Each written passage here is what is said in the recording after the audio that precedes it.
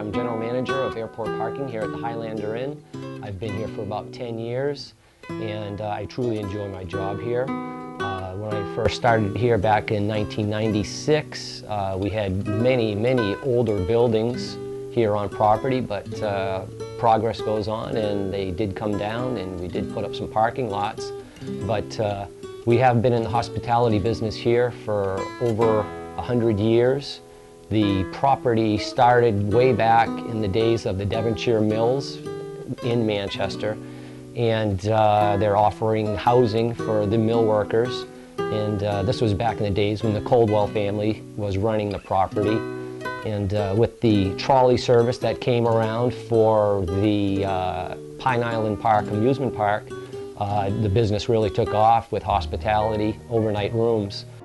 The original Elms was actually across Brown Ave. It wasn't here all the time.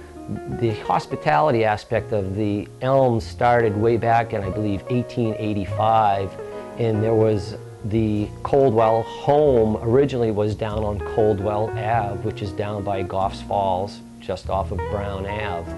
And the final straw, I believe, for Alice Coldwell was after getting rescued out her second floor window with the floodwaters rising. She finally talked her husband Archie into moving to higher ground, and what we have here now is was part of their venture back in those days.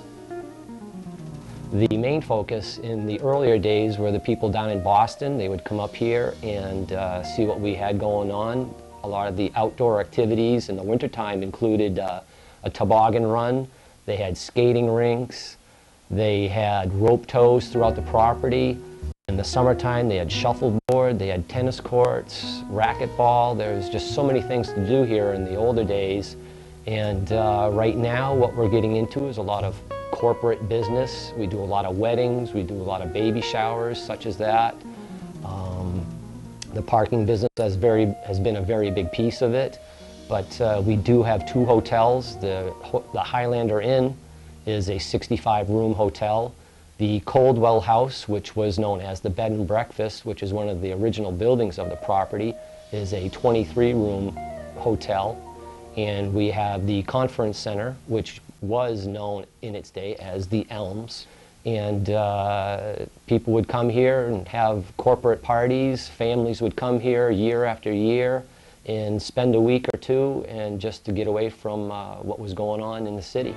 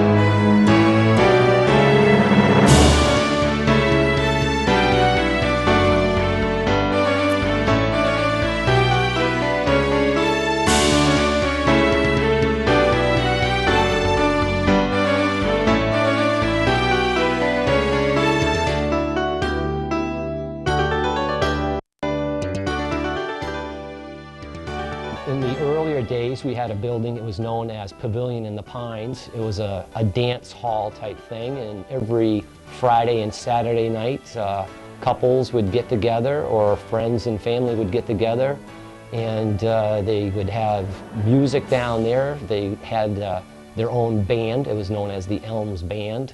In some of the nostalgic photography that you've probably seen or you will see, you'll see that we had our own band. Back in the days of the Elms, Grenier Air Force Base was an active Air Force base. A lot of the servicemen would come onto the Elms property and help out with activities. They would work here through the summer or the winter, and building some of the buildings that are still here today. We had a very large pool pond type thing, and it was a spring-fed pond. It looked like the ocean. It was a very nice thing, but as progress goes on, it was kind of turned into like a duck pond, and then you know, progress happens, and we did turn it into a parking lot. A lot of the things have changed, and what we are constantly working on right now is to preserve the area that we have here.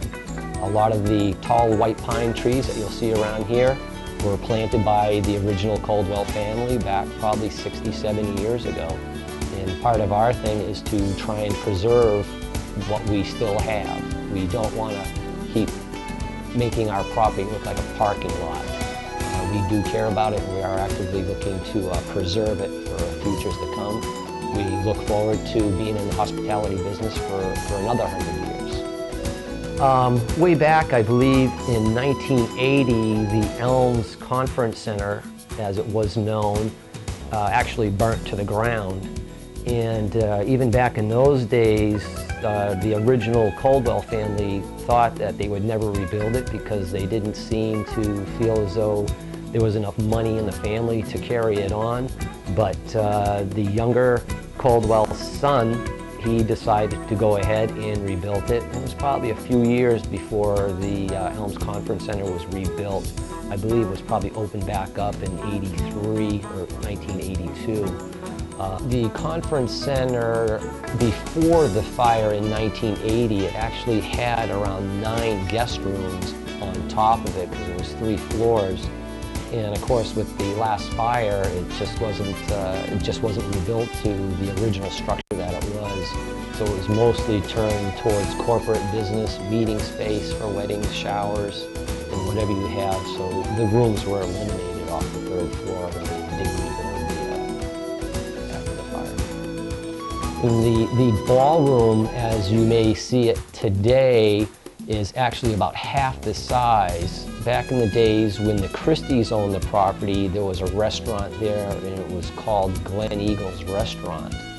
And from the photography that you will probably see, it was very large. And again, it was a lot of family members that just stayed here year-round and raised their families in the area and just continued to work here at the Elms. It was a nice place to work because it was family run, and a lot of family values were learned here, I'm sure.